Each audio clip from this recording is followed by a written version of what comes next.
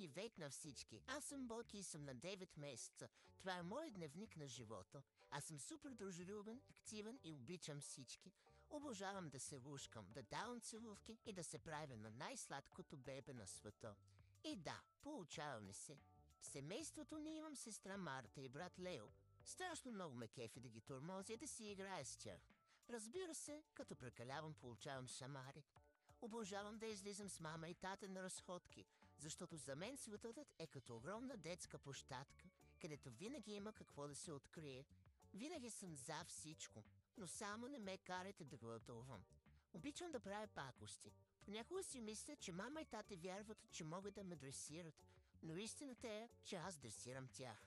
Имам много приятели, с които играем и тичаме, но честно казано, още повече обичам да ме носят.